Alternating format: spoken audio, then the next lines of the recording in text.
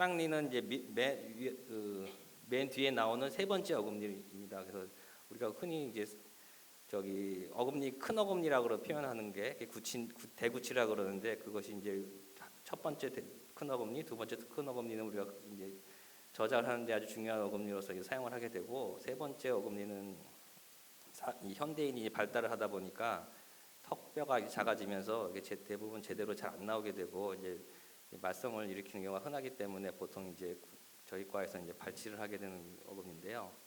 그래서 이제 제일 맨 뒤에 있다 보니까 이제 저기 사람이 성장하면서 이도 이렇게 한번 이갈이를 하지 않습니까? 그때 이제 이갈이를 하면 중에 이제 맨 마지막에 나오는 어금니입니다. 그래서 10대 후반에서 20대 초반에 나오기 때문에 이미 다른 이들이 다 자리를 잡고 있고 턱뼈도 더 이상 이게 커지지 않기 때문에 맨 뒤에 이제 잘 못 나오는 경우가 흔합니다. 그래서 그걸 이제 이가 바깥으로 나오는 걸 맹출이라 그러는데, 정상적으로 맹출이 안 되는 경우가 흔하기 때문에 잘 이렇게 깨끗이 관리하기가 쉽지가 않고, 그래서 염증을 일으키게 되고, 그래서 그 다양한 질환을 야기하게 됩니다.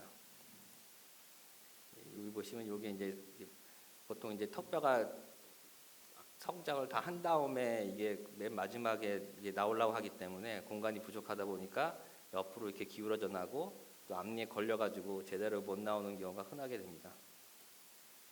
그래서 이제 거기 요즘 이제 젊은 사람들 인터넷 많이 찾아보니까 인터넷 찾아보면 이제 사랑니는 뭐 예방적 차원에서 뽑는 게 좋다라고 하시는 분들이 많고, 근데 또 사랑니 뽑고 나서 고생 많이 하셨다 뭐 그런 분들도 많고, 그러다 보니까 이제 사랑니 뽑고 나서 이제 뭐 염증 생길 수도 있고, 그다음에 또 신경에 또 문제가 생길 수도 있으니까 사랑니는 안 뽑는 게 낫다. 뭐 나중에 또 쓸 수 있는 치아다. 뭐 그렇게 말씀하시는 분들도 있어서 이제 논쟁이 가끔 있는데요.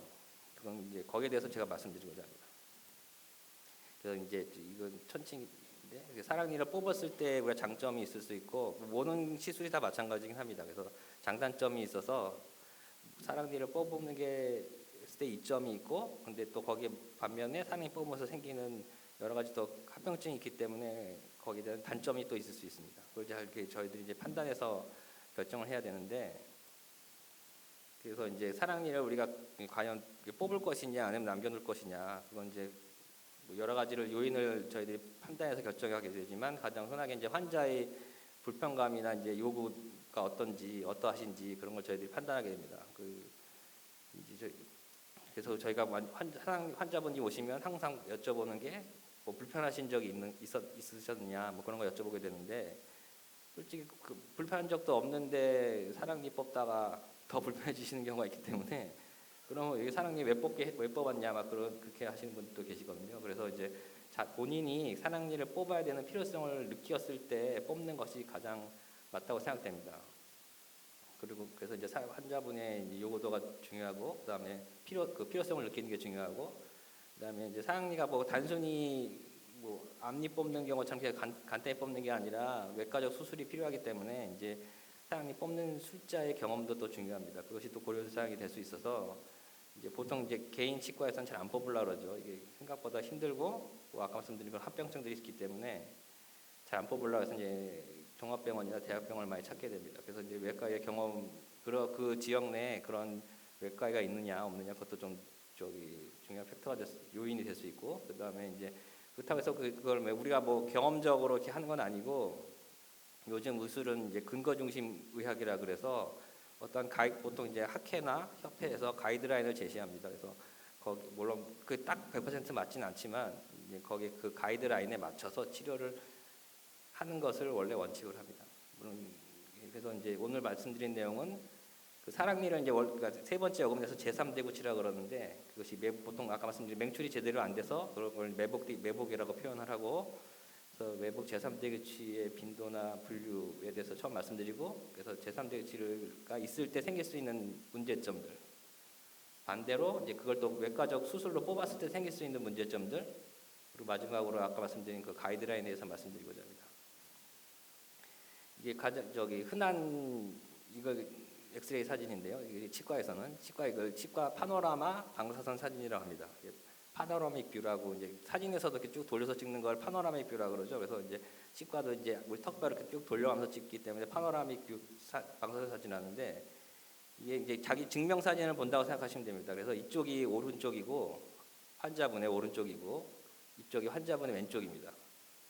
자기 얼굴 본다고 생각하시면요. 그래서 오른쪽에 보통 흔하게는 오른쪽 이 사랑니처럼 이렇게 아까 말씀드린 거 공간이 부족하고 맨 마지막에 나기 때문에 이제 제대로 못 나고 옆으로 이렇게 누워 나는 경우가 흔합니다. 그러면 여기 이제 틈이 있기 때문에 여기 이제 음식물이 끼고 또 우리 몸에 입안에는 항상 세균이 있습니다. 세균이 있는 게 정상이고 세균이 없으면 그 오히려 문제가 있는 거거든요. 그래서 세균이 항상 있기 때문에 그 세균이 일로 침투해 들어가서 염증을 일으키게 됩니다. 그래서 여기가 음식물이 끼니까 이 앞니가 여기가 썩을 수 있고 여기 두 번째 어금니거든요. 두 번째 큰 어금니 그게 썩을 수 있고 또 침이 들어가면 세균이 침투하기 때문에 또 잇몸이 또 붓고 아플 수 있습니다.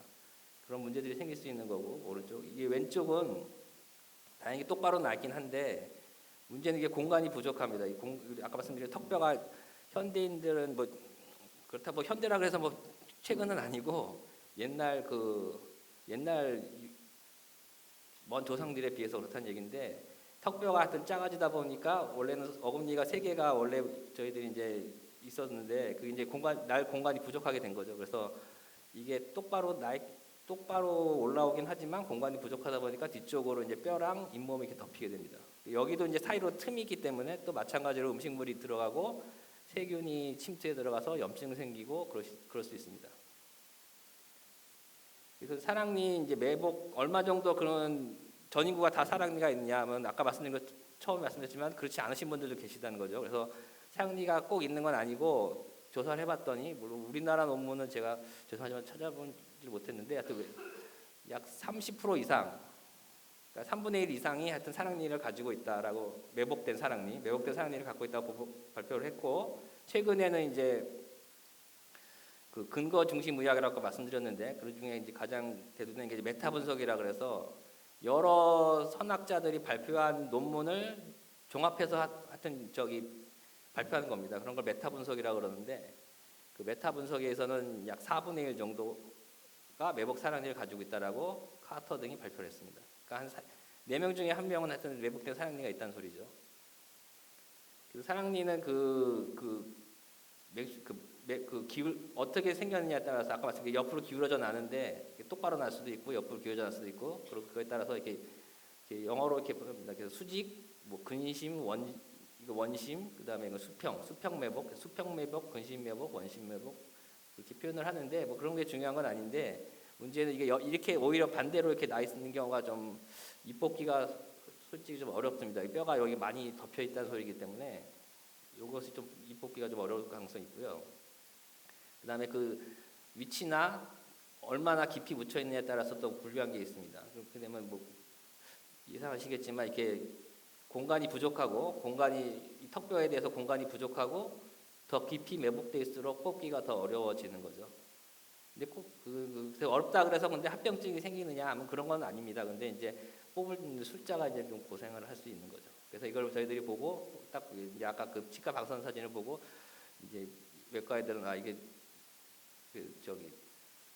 단순 외과 수술이다. 그냥 심플 서저리라서 하는데 그런 거나 단순인지 아니면 심플한지 아니면 컴플렉스한지 뭐 그런 걸 좀 예상하게 됩니다. 그래서 이제 이를 뽑을 때는 이 뼛속에 묻혀 있으니까 그냥 막 뽑는 건 아니고 잇몸을 절개해서 엽니다. 잇몸을 절개해서 열어서 이 뼈를 노출시킨 다음에 뼛속에 있는 이 드릴 이게 외과적 드릴이라고 저희들이 수술할 때 쓰는 드릴인데 이 외과적 드릴을 이용해서 이 뼈를 삭제하게 됩니다. 뼈를 삭제해서 이 사랑니가 매복된 걸 노출시키게 되죠.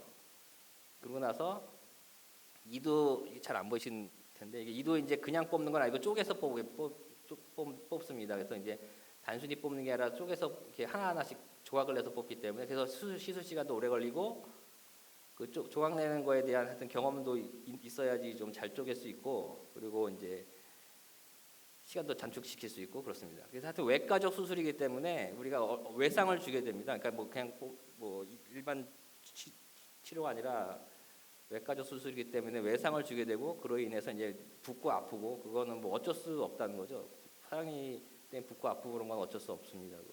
그래서 이제 그럼에도 불구하고 왜 뽑아야 되냐 거기에 대해서 말씀드리면 이제 이게 인터넷에 제가 받은 내용인데 사랑니를 뽑는 것은 이런 이유 때문에 뽑는다. 그래서 염증을 유발하고 아까 말씀드린 앞니를 썩게 하고 또 뼈도 녹이게 되고 뭐 낭종 물혹 같은 것도 생길 수 있고 어금니가 잘못 날 수도 있다. 그다음에 뭐 이거는 나중에 말씀드리겠지만 사랑니에서 그 앞니가 틀어질 수 있다. 이게 정말인지 아닌지 뭐 그건 나중에 말씀드리겠습니다. 그리고 그다음에 간혹 그 턱뼈가 부러지는 거를 더 그러니까 유발 요인이 됐으니까 더 잘 부러질 수 있다. 근데 그거에 대해서 이제 하나하나 차근 말씀드리겠습니다. 그래서 사랑니를 발치하지 않아 생길 수 있는 문제점에 대해서 이제 조사한 보고를 보면 제일 뭐 흔한 게 이제 간염 때문에 의한 염증이 생기는 겁니다. 그러니까 엄밀히 얘기하면 간염이랑 염증은 다른 얘기인데 하여튼 감염에 의해서 염증이 생기는 겁니다. 그래서 하여튼 그 발표한 보건도 이제 너무 다양하죠. 그러니까 4분의 1에서 거의 70% 이상까지 감염이 생긴다. 그러니까 그건 자기가 경험한 거에 대한 발표를 하는 거니까 뭐 관리 잘하는 분들만 보는 치과에서는 이 정도밖에 낮게 나오는 거고 이제 관리 안 되고 그 구강 위생이 안 좋은 데가 주로 환자분들이 그런 데는 높게 나오고 그러는 거죠. 어차피 입안에 항상 아까 말씀드린 세균이 있기 때문에 본인이 얼마나 관리하고 몸 컨디션을 얼마나 유지하느냐에 따라서 감염률이 달라지는 거거든요. 그리고 이제 물혹이 생길 수 있고 앞니 뼈를 녹일 수 있고 그다음에 흔하진 않지만 종양이라고 표현하는데 종양은 그냥 혹을 얘기하는 겁니다. 혹. 그러니까 종양도 뭐 악성, 양성이 있는 건데 악성은 우리가 말하는 그 암을 얘기하는 거고 양성은 그냥 일반적인 혹을 얘기하는 겁니다. 근데 이제 이 턱뼈에도 종양이 생깁니다. 뭐 드물긴 하지만 그 중에 이제 악성은 구강암이라고 해서 암인데 그게 꼭 사랑니 때문에 암이 생기는 경우는 아주 드물다고 생각하시면 되십니다. 이거보다 더 드물다고 생각하시면 됩니다. 그래서 그다음에 아까 말씀드린 하악골, 골절, 뭐 두통, 총생을 야기할 수 있다라고 주장은 하지만 그거에 대해서 명확하게 보고된 바는 없습니다. 이게 이제 염증 생기는 건데 우리가 이걸 치관주의염이라고 합니다. 치관주의염. 그래서 이게 아까 말씀드린 잇몸이 이게 제대로 못 나오면은 잇몸에 이렇게 뒤쪽으로 덮이게 되는데 이 틈이 있어서 틈으로 음식물도 끼고 세균도 자꾸만 침투에 들어가게 됩니다. 그러면 이렇게 붓고 아프게 됩니다. 그러면 이제 여기를 깨끗이 관리하고 그러면 가라앉긴 하는데 이게 이제 계속 반복이 되면은 그 삶의 질도 떨어지고 하여튼 여러 가지 문제를 야기하니까 결국 이제 차라리 그럼 뽑는 게 낫다 그렇게 되는 거. 이렇게 이걸 급성 감염 상태라고 표현하는데 이렇게 붓고 아프고 그런 걸 이때는 바로 뽑기가 좀 바로 뽑는 게 아니고 왜냐면 오히려 더 우리가 흔히 썩난다고 표현하는 것처럼 우리가 외상을 주기 때문에 더 상태가 안 좋아질 수 있거든요. 그래서 이제 염증을 일단 가라앉힌 다음에 뽑게 됩니다. 이걸 치관주의염이라고 그러고 낭종이란 거는 이쪽 보시면 이제 사랑니가 이건 더 심하게 이렇게 묻혀 있죠. 더 심하게 묻혀 있는데 사랑니가 이렇게 묻혀 있으면 사랑니를 원래 싸고 있는 막이 있습니다. 우리 이가 턱뼈에서 만들어져서 바깥으로 나올 때까지 주머니에 싸져 있거든요. 주머니에 싸져 있는데 그게 이제 불활성일 때는 이렇게 약간 그냥 막 정도로만 돼 있는데 이게 이제 어떤 자극을 받으면 그 안에 물이 차면서 이제 점점 부풀어 오르게 됩니다. 그걸 우리가 낭종이라고 표현하는데요. 낭종, 물혹.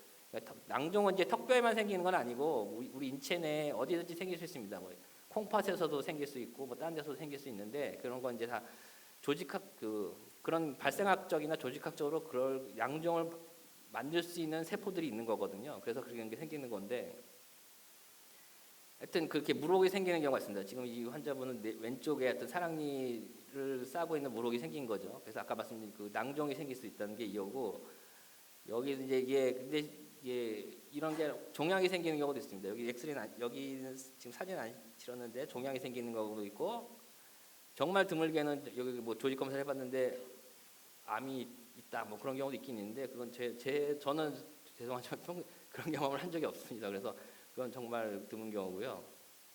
보통은 그냥 잇몸에 그냥 암이 생기죠. 이제 인접 제2대구치 앞니 어금니 충치가 생길 수 있다. 여기 보시면 이게 오른쪽 요게 지금 아까 여기 음식물이 끼면서 자꾸만 문제를 일으켜서 이 앞니가 썩은 겁니다. 여기가 앞니가 썩어. 그럼 결국 이까지도 이 뿌리 끝 이쪽으로 썩어 있으면 이거 치료하기가 쉽지가 않거든요. 그래서 이런 데 썩어 있으면 이렇게 뭐 떼우면 되는데 여기가 썩어 있으면 이거 떼우기가 쉽지가 않습니다. 결국 같이 뽑게 되는 경우가 생길 수 있습니다. 그래서 이거 이렇게 썩기 전에 아니면 조금 썩었을 때는 어떻게든 치료를 할 수 있거든요. 그래서 조금 썩었거나 썩기 전에 뭐 사랑니를 뽑는 게 좋습니다. 그리고 여기는 이거 우리가 흔히 잇몸뼈가 낮아지는 거 우리가 풍치라 그러죠. 풍치. 그 잇몸병, 치주염 그렇게 한자로 치주염인데 여기도 이제 염증이 계속 있다 보니까 뼈에 염증이 생기면서 이제 뼈가 녹는 거죠. 그러니까 이것도 풍치라고 보셔도 됩니다. 국소적으로 생긴 치주염, 풍치입니다. 그러면 결국 이도 상태가 안 좋아지는 거거든요. 그러니까 이도 그렇고 이도 그렇고 사랑니 때문에 점점 상태가 안 좋아집니다. 그러니까 아까 처음에 말씀드린 우리가 어금니가 첫 번째 어금니, 두 번째 어금니는 우리가 저작을 하는데 중요한 기능을 하는데요. 이렇게 되면 사랑니 때문에 앞니까지 못 쓰게 되니까 결국 어금니가 하나밖에 안 남게 되는 거죠. 요즘 임플란트 같은 걸 하긴 하지만 결국 하여튼 그래서 가능한 자기 일가 있는 게 좋으니까 이렇게 되기 전에 하여튼 사랑니를 뽑는 게 좋다라고 저희들은 생각하는 거죠. 그다음에 이건 좀 특이한 경우인데 이런 경우가 흔하지는 않습니다. 흔하지는 않은데 사랑니가 기울어져 나면서 공간이 부족해서 오히려 그 앞니가 제대로 못 나오는 경우도 있습니다. 그러면 이건 치과 교정 이를 움직이는 걸 교정과라고 하죠. 그래서 치과 교정과랑 협의 진료를 해서 어떻게 할지를 결정해야 됩니다. 그래서 사랑니를 뽑고 요거를 이렇게 끌어올릴지 아니면 차라리 그냥 요걸 뽑고 사랑니를 어금니처럼 쓸지 뭐 그런 걸 결정하게 됩니다. 그러니까 이렇게 맹출 장애를 일으킬 수 있다. 그다음에 전방치열 이렇게 앞니가 이게 근데 정상 교정 치료를 하지 않는 이상은 앞니는 원래 약간 삐뚤합니다. 원래 대부분의 성인들은. 근데 이게 이제 사랑니 때문에 이게 그 앞에 이렇게 보시면 이렇게 나니까 점점 밀어가지고 앞니가 삐뚤어지는 게 아니냐 그렇게 생각들을 하시는 거죠. 근데 실제로 우리가 학문적으로는 그렇지 않다라고 합니다. 그거에 대한 논문이 여러 논문 이제 나오는데 이거 영어로 되어 있으니까 좀 그렇죠. 그래서 우리나라 말로 고치면 제3대 우치가 전치부 치아, 그러니까 앞니, 총생이라는 건 이렇게 삐뚤삐뚤한 걸 총생이라 그럽니다. 촘촘하다는 뜻. 총생을 야기한다는 명확한 결론을 낼 수는 없다라고 되어 있습니다. 그러니까 그런 건 이제 우리가 영어로는 바이아스라 그러는데 편견이 있다는 거죠. 그러니까 그런 환자를 보니까 그런 것 같다라고 느낀다는 거죠. 근데 정확하게 그 원인과 결과로서 그거를 보고할 바는 없다.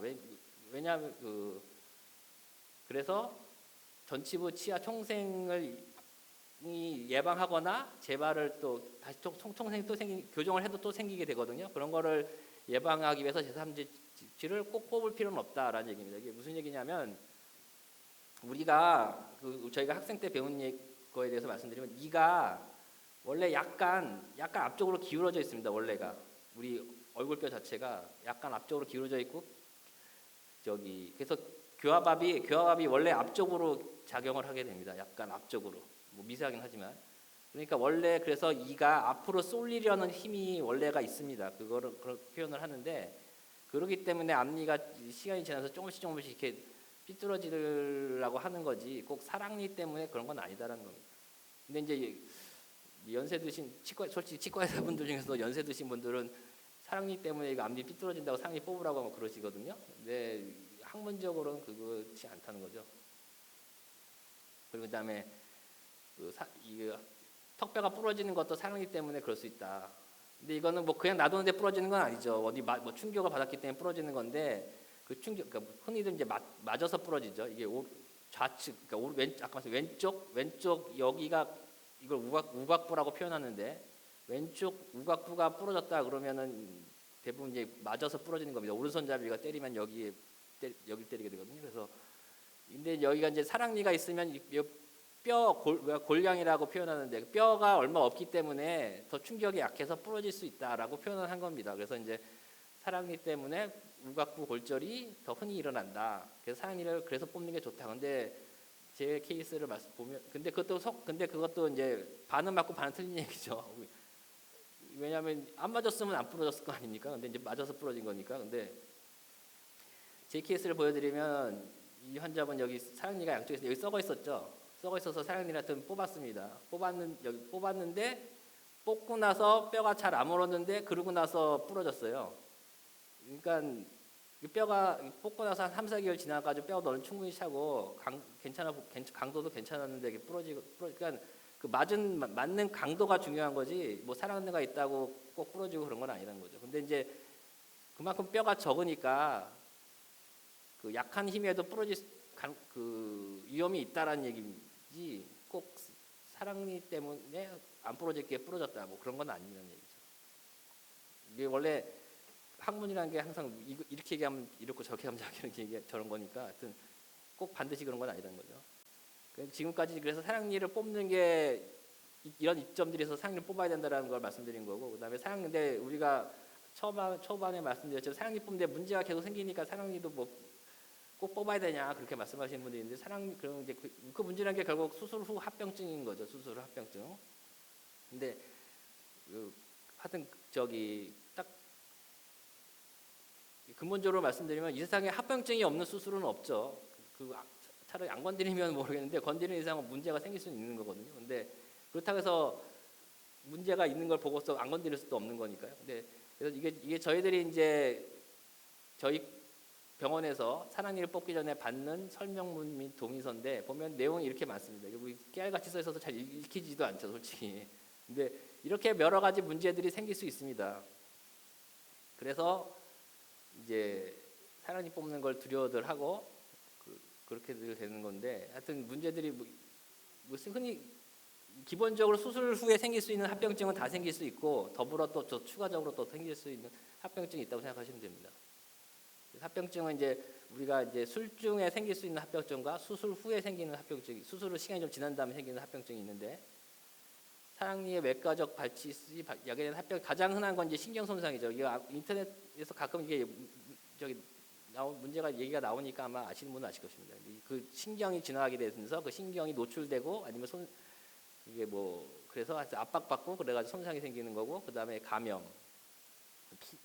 수술하니까 피가 좀 나올 수 있는 거. 그다음에 위사랑니 같은 경우에는 뭐 상악성 이거는 오늘 아래쪽만 말씀드리기 때문에 하여튼 내놓으려 하고 그다음에 부종 이게 붓는 거, 통증. 그다음에 아프니까 입이 잘 안 벌어지죠. 이건 영어로 이제 almost 그러니까 항상 거의 항상 생긴다고 생각하시면 됩니다. 이런 건 솔직히 말하면 저희 의사 입장에서는 합병증이라고 안 하고 엄밀히 말하면 병발증이라고 말씀드리는데 병발증이라는 거는 원래 생기는 거다 그런 의미입니다. 그래서 병발증, 그러니까 우리가 외상을 주기 때문에 하여튼 이런 것들은 생길 수밖에 없는 거죠. 그 신경에 대해서 말씀드리면 신경이 왜 손상될 수 있느냐? 이게 우리 얼굴 쪽에 있는 신경인데 이 3차 신경 가지 중에 하악가지라는 게 있습니다. 그래서 그 뇌에서 나오는 신경 가지가 그러니까 요 속에 깊이에서 나온 신경 가지가 쭉 주행을 해서 여기서 턱뼈 구멍이 들어가는 구멍이 있습니다. 그걸 하악공이라 그러는데 하악공으로 들어가서 이 턱뼈 속으로 쭉 주행을 합니다. 쭉 주행을 해서 여기 이에도 그 뿌리 끝에서 다 신경 가지를 내 가지고 이로도 가고 그 다음에 여기서 이제 턱뼈 바깥으로 나옵니다. 나와서 이게 입술 살로 들어갑니다. 살로 이걸 하치조 신경이라 그러고요. 그 다음에 여기 들어가기 전에 설신경이라 그러니까 혀신경이라 그래서 그러니까 한자로 설신경 혀신경이 바로 바깥으로 나와서 이게 혀 쪽으로 들어갑니다. 혀 쪽으로. 그건 이제 혀신경 또는 설신경이라고 하는 이런 신경들이 사랑니가 보시면 여기 있거든요. 여기 있는 게 이게 여기 지금 안 보여서 그렇지 설신경이 그러니까 혀신경이 요 안쪽으로 지나가거든요. 안쪽으로 지나가면서 혀로 들어가거든요. 그래서 하치조신경하고 혀신경이 근처에 있게 됩니다. 그래가지고 보니까 이제 뭐 의도치 않게 대부분 의도치 않지만 하여튼 이게 사랑니를 뽑다가 그 신경이 노출되는 경우가 생깁니다. 이거 같은 경우 여기 엑스레이 보시면 요게 이제 그 구멍으로 들어간다고 제가 말씀드렸죠. 그 구멍으로 들어간 것이 쭉 이렇게 터널이 있습니다. 터널이 우리가 그 하악관이라고 표현하는데 무슨 관 그래서 쭉 주행을 합니다. 쭉 주행을 해서 여기서 바깥으로 나와서 입술로 들어갑니다. 이쪽도 마찬가지로 여기 구멍이 있어서 여기가 이제 이 위쪽으로 뇌가 있는 거죠. 뇌에서 나온 신경가지 하나가 여기로 들어가서 쭉 주행을 해가지고 여기서 바깥으로 나옵니다. 여기도 이제 보이진 않지만 여기 이에도 다 신경가지를 내고요. 근데 보시면 지금 사랑니 뿌리를 타고 지금 지나가고 있죠. 이게 좀 심한 경우인데 이런 식으로 근접하거나 접촉돼 있거나 그렇게 됩니다. 그러다 보니까 이걸 뽑다가 신경이 노출될 가능성이 있으신 거죠. 이걸 이분 CT를 보면 여기 그 하악관 그 신경이 지나가는 그 터널입니다. 터널이 이게 여기가 좀 앞쪽인데 앞쪽에서는 이렇게 떨어져 있다가 뒤로 이게 뒤쪽 뿌리 쪽인데 뿌리 쪽으로 하면서 이게 붙습니다. 그래서 여기는 요게 지금 이렇게 납작하게 지금 눌려 있죠. 요게 신경입니다. 요게. 그러니까 이걸 뽑다가 이거를 안 건드릴 수가 거의 없죠. 그래서 그렇다고 해서 놔두면 결국 이것도 아까 말씀드린 그 여러 가지 또 문제를 일으킬 수 있기 때문에 뽑는 걸 고려해야 되거든요. 그래서 이제 환자분한테 그런 거에 설명을 하고 그런 문제가 생길 수 있다 말씀드리고 이제 뽑던지 아니면 환자가 나는 그걸 그러면 안 뽑겠다 그러면 이제 안 뽑던지 하게 됩니다. 이게 지금 입 뽑고 나서 물론 이분은 지금 물혹이 원래 있었습니다. 물혹이 있어가지고 뭐 약간 차이가 있긴 하지만 여기 뽑은 자리로 여기 지금 이게 신경이 지나가는 게 보이는 겁니다. 이 신경이 이런 식으로 이렇게 밑으로 바닥에 보일 정도가 그러신 분들이 계십니다. 다 그런 건 아닌데 그러신 분들이 있습니다. 그래서 그러면 이제 뽑고 나서 이거 가급적 우리가 안 건드리거든요. 안 건드리기 때문에 이렇게 보이는데 그래도 이게 노출된 것만으로도 아니 또 이거 지금 보신 피가 있죠. 그러니까 피가 차면서 이걸 또 누를 수가 있거든요. 그러면 이제 신경은 예민하기 때문에 이제 이 감각이 제대로 그러면 이 입술 쪽에 감각이 무뎌지시게 되는 거죠. 그래서 그거를 이제 누가 이런 아까 그 치과 방사선 사진에서 이런 식으로 보이는 경우에 신경이 노출될 가능성이 높다라고 이렇게 제시한 계략도입니다. 이런 식으로 이렇게 돼서 당연히 붙어 있으니까 이렇게 보이는 거죠.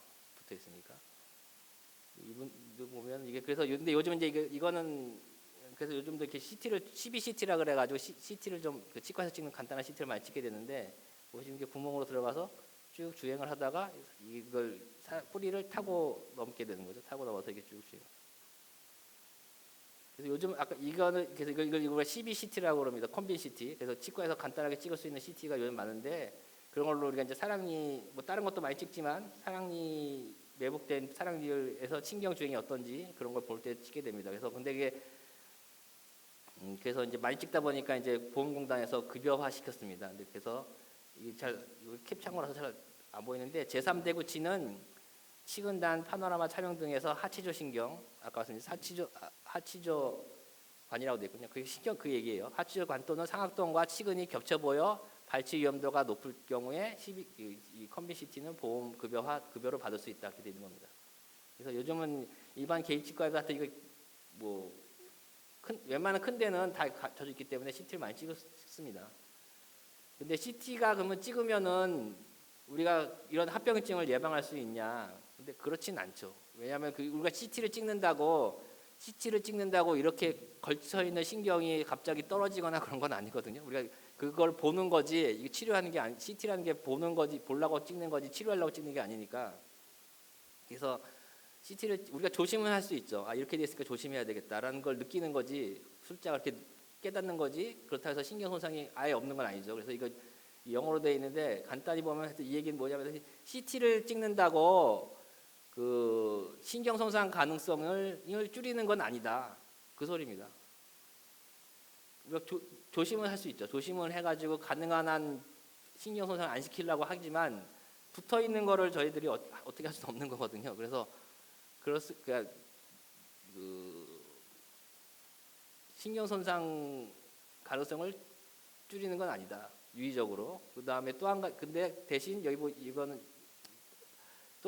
논문은 뭐냐면은 근데 일시적인 신경 손상은 약간 막을 수 있다라고 되어 있습니다. 그러니까 우리가 조심을 하기 때문에 크게 건들지는 않을 수는 있다는 거죠. 그러면 이제 노출된 것만으로도 신경이 압박을 받아서 저희 감각이 약간 저하될 수 있다고 말씀드렸지 않습니까? 제가 말씀드렸죠. 그러니까 그런 것들은 좀 줄일 수가 있는데 정말 크게 정말 밀착돼 있어가지고 신경이 뭐 어쩔 수 없이 건드려지거나 그런 경우에는 그런 건 어쩔 수 없는 거니까요. 그래서 일시적으로 생기는 신경 손상을 줄일 수는 있어도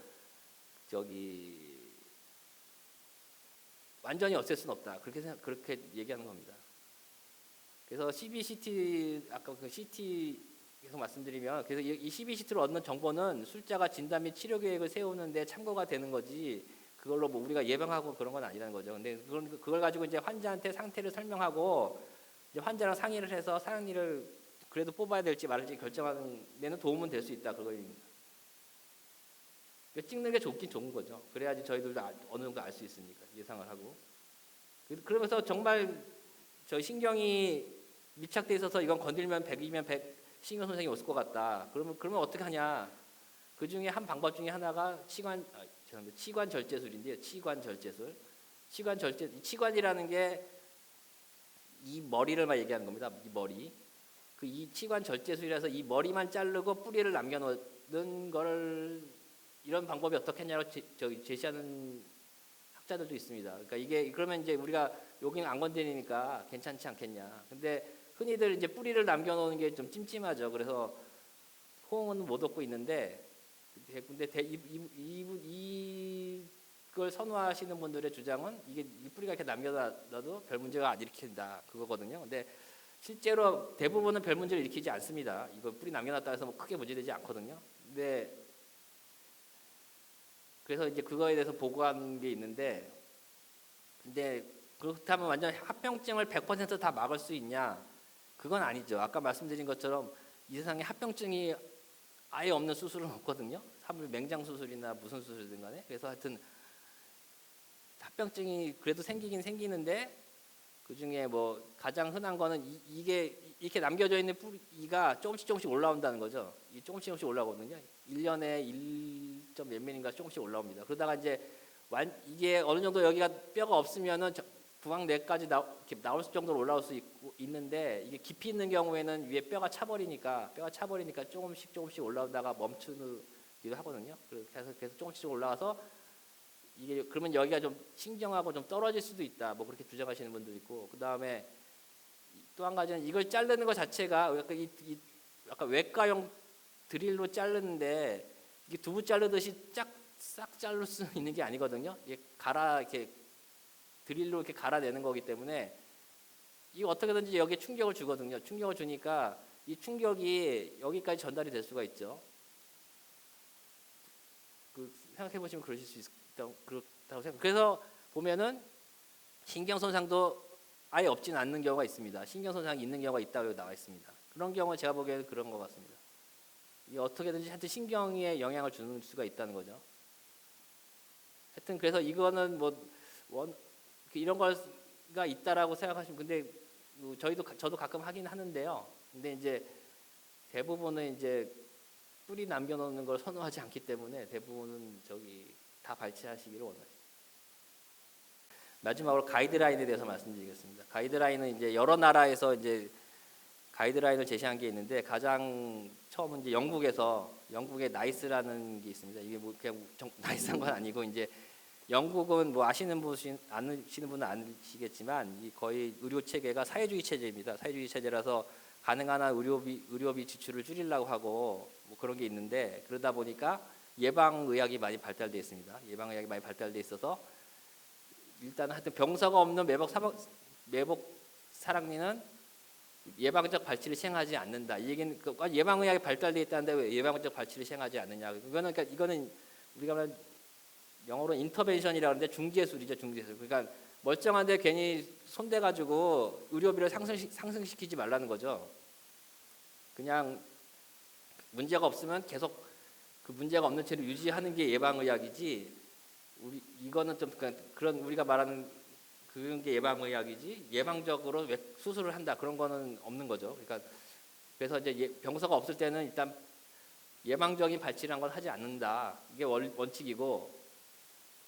근데 대신 그럼 병서가 있으면 당연히 의사니까 당연히 병서가 있으면 이제 그럴 때는 이제 아까 말한 중재를 인터벤션에 들어가야죠. 그러니까 어떻게든 차단시켜야죠. 그러니까 뭐 우식증이 있다든지 병서가 있다든지 감염을 일으킨다든지 뭐 이런 여러 가지 문제가 있을 경우에는 외과적 발치를 시행한다는 겁니다. 이게 영국에서 2000년도에 발표한 거고요. 그래서 영국은 대부분 사형리 발치 그렇게 흔하게 시행하지는 않습니다. 우리나라처럼 그렇게 많이 시행하지 않는 걸로 알고 있고, 근데 한 번 하면 비용이 비싸죠.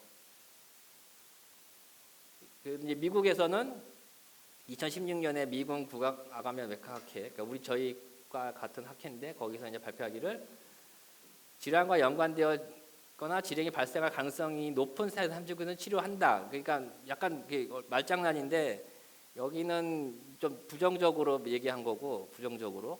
영국은, 미국은 약간 그래도 좀 긍정적으로 얘기한 거지. 문제가 있을 것 같으면은 외과적 시술을 해라. 아까 예방적 발치를 해라고 의미가 좀 강한 건데, 미국은 외과의가 많이 발달되어 있습니다. 그래서 그리고 수술도 많이 하고 그러는데, 근데 대신 수술 비용이 비싸죠. 아시는 분은 아시겠지만 미국에서 사랑니 하나 뽑으려면 한 $1,000 듭니다. $1,000. 우리나라로 한 100만 원 드는 거죠. 우리나라는 한 5만 원, 5, 6만 원 정도 듭니다. 그러니까 한 20배 정도 차이 나는.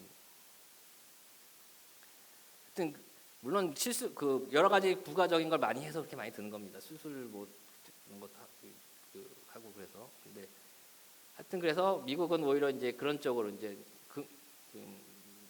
능동적으로 하여튼 질환이 있을 것 같으면은 뽑아라. 근데 그렇다고 해서 막 무조건 막 뽑는 건 좀 그거는 좀 문제가 있으니까. 그래서 이제 질환이 없거나 발생 가능성이 없는 경우에는 뽑지 말아라. 대신 문제가 생 가능성이 있을 수 있으니까 계속 경과 관찰을 해야 된다는 거죠. 경과 관찰. 그걸 능동적으로 해라. 액티브하게. 이건 무슨 얘기냐면은 미국 사람들은 치과 잘 가죠. 그러니까 뭐 6개월마다 한 번씩 치과 가서 검사를 받던지 뭐 그런 식으로 하라는 거죠. 우리나라 실장은 좀, 우리나라 분들은 너무 바쁘시다 보니까 뭐 좀 아프지 않은 이상은 치과에 정기적으로 다니시는 분이 많지 않지 않습니까? 그래서 좀 약간 다른데, 하여튼 그렇게 하라는 거죠, 미국은. 근데 이제 약간 좀 두 학회에서 얘기하는 게 상충하는데, 그건 이제 그 나라 의료 체계에 따라서 약간 이렇게 말이 좀 다른 겁니다. 그렇게 해서 하여튼 미국은 그렇고, 이제 거기에 대해서 독일은 가장 최근에 올해죠, 올해 얼마 안 남았지만 또 올해 가이드라인을 또 구체적으로 더 제시했는데, 제거가 추천되는 경우가 있고, 제거를 좀 이것도 말장난인데, 하여튼 추천한다는 건 좀 더 제거하는 쪽에 가까운 거고, 제거를 고려하라는 거는 그래도 좀 하여튼 생각해보고 결정하라는 소리인 것 같고, 그다음에 이건 제거하지 말라라는 소리죠. 그래서 제거가 추천되는 경우에는 마찬가지로 염증이 있는 경우, 그다음에 통증이 있는 경우, 이게 원인 미상의 두통이라는 게 참 애매한데, 두통이란 게 생각보다 원인이 너무 많습니다. 원인이 많고, 그래서 가끔 가다가 이제 사랑니 때문에 이가 아프시다고 오시는 분들이 있는데 명확하지 않거든요. 그런데 다른 원인을 찾아도 도저히 다른 원인을 찾을 수 없을 때는 일단 그러면 환자분한테 설명을 하고, 이게 아닐 수도 있지만 하여튼 일단 뽑아보자 하고 뽑는 경우가 있습니다. 그리고 그러면 증상이 또 없어졌다고 하시는 분들도 있고, 또 그렇지 않으신 분들도 있죠. 하여튼 두통이라는 게 좀, 그래서 원래 두통학회가 따로 있죠. 두통이 그만큼 너무 다양하거든요. 그 원인이 잘 모르는 경우도 많고. 하여튼 그래서 원인 미상에서 어떻게 했을 때는 차라리 제거를 한번 추천한다. 그 다음에 하악골 골절과 연관된 제3대구, 그러니까 이 부러진 상태에 있는 사랑니는 뽑아라. 그 얘기인데, 그 얘기는 뭐냐면 그쪽으로 이제 감염이 될 수 있거든요. 그래서 뽑으라는 건데, 이거는 근데 뭐 골절된 거 치료하지 말고 사랑니만 뽑으라는 게 아니라, 일단 골절된 거 치료하고 다 나오면 나중에 요즘은 뽑습니다. 거기다 이제 그건 골절되신 분들 얘기니까 특수한 경우니까 좀 그리고 그다음에 이제 무슨 병소가 있거나 종양이 있을 땐 뽑아라. 하여튼 병이 있으면 뽑으라는 거죠. 근데 고려하는 거는 보초조 치료 계획에 따라서 뽑는 것도 고려해야 되는데, 그러니까 이거는 근데 뭐냐면은 아까 처음에 보면 7번이요, 죄송합니다. 두 번째 큰 어금니까지 못 쓰게 해서 뽑으시는 경우가 있습니다. 그래서 가끔 보면은 그 개인 치과에서 그 두 번째 큰 어금니만 뽑고 사랑니는 놔두고 오시는 분들이 있거든요.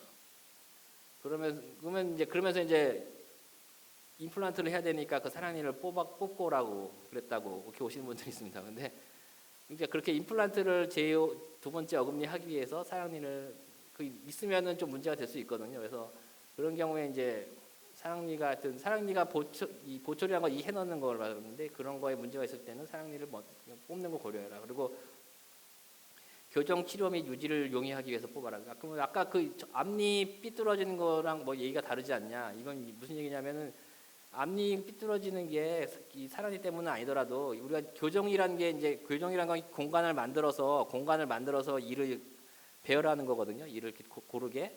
그러다 보면 이제 사랑니가 있으면 그 공간 자체를 만들 수가 없게 되거든요. 그래서 이제 사랑니를 뽑고 공간을 만들기 위해서 사랑니를 뽑는 경우가 많습니다. 그래서 보통은 그래서 교정을 시작하기 전에 내지는 교정을 시작한 그 직후에 보통 사랑니를 다 뽑습니다. 그게 교정하는데 더 용이하기 때문에. 그건 이제 그런 거죠. 근데 이제 보통 이미 교정이 다 끝났는데 앞니가 다시 틀어지는 것 같으니까 사랑니를 뽑아라. 그건 아니라는 거죠. 그건 사랑니 뽑고 나서 시작했어야지 된다는 거죠, 원래는. 다른 의미로. 그 다음에 장기간 뭐 이런 것 같은 자기 본인 사정에 따라서 뽑을 수도 있다. 이건 뭐 여기 났었는데 우리나라도 해외 파병을 가죠. 근데 이제 유럽 같은 경우에는 뭐 보스니아 내전이나 뭐 그런데 해외 파병을 EU에서 보냈는데 두 번째인가 세 번째로 문제가 됐던 게 이제 사랑니 때문에 문제가 됐다는 거죠. 그러면 이제 전투력이 상실되니까 그런 경우에는 미리 그냥 파병을 가기 전에 사랑니를 뽑아라. 뭐 우리나라도 근데 이제 군대 가시기 전에 사랑니 뽑으신 분들이 요즘은 꽤 있죠. 사랑니 군대 가서 이제 문제 생기면은 이제 골치 아프니까 이제 그런 분들이 요즘은 그래도 꽤 있으신 편입니다. 그런 경우에는 그냥 뭐 염증이 있는 것 같고 군대 가실 것 같고 그러면 뽑고 가시는 게 낫죠. 군대 가서 고생하시는 거고. 그런 얘기입니다. 제가 추천되지 않는 경우는 이건 교정치료 계획. 이건 또 뭔 얘기냐?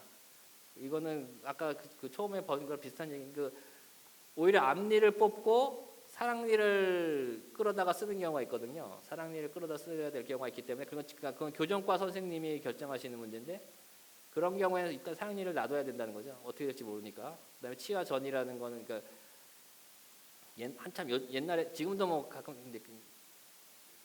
매스컴 나오는데 치아 자가치아 이식술이라고 그러죠. 자기 이를 뽑아가지고 딴 데다가 이렇게 매식하는 걸.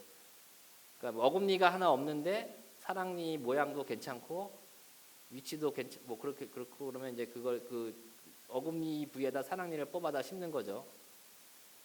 그런 거를 이제 위해서는 사랑니를 놔두는 게 좋다. 근데 그거 하기 케이스가 이렇게 뭐 딱 좋은 케이스가 보통은 없고 그 전에 사랑니 때문에 문제가 생기기 때문에 보통 사랑니를 뽑습니다 먼저. 요즘 왜냐하면 그거 성공률이 물론 높긴 하지만 뭐 임플란트 성공률에는 못 미치거든요, 솔직히 말씀드려요. 그럼 차라리 그러면 임플란트 하는 게 낫다라고 요즘은 그러거든요. 뭐 자기가 아니기 때문에 뭐 임플란트가 뭐 다 좋은 건 아니지만 그래서 하여튼 그리고 아까 말씀드린 병우서가 없고 완전히 무증상인 경우에는 제거가 추천되지 않는다고.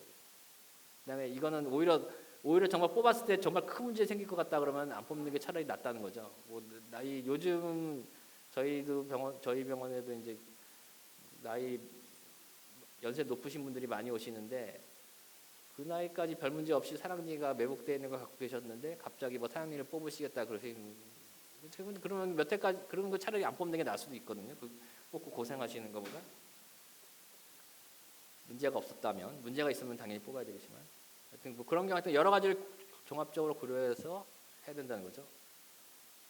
근데 이제 이거는 이제 독일 얘기고 우리나라는 그러면 그냥 가이드라인이 없냐? 없습니다. 없는데 안내문 정도는 제가 찾아봐서 홈페이지에 안내문이 있는데 이 외과 학회 홈페이지에 이거는 이제 외과 의사들이 하도 문제되는 경우를 많이 겪다 보니까 그러니까 솔직히 저희는 병원에 일하는 사람은 맨날 환자분들만 보니까 다 문제로 보이죠. 그러니까 이런 식으로 이게 아까 말씀드린 바이아스가 생기게 되는 거죠. 편견이 생기게 되는 겁니다. 그래서 사랑니와 관련된 많은 문제가 있을 수 있고 또 여러 가지 그런 것 때문에 하여튼 고생하니까 사랑니를 제거하는 걸 추천한다는 겁니다.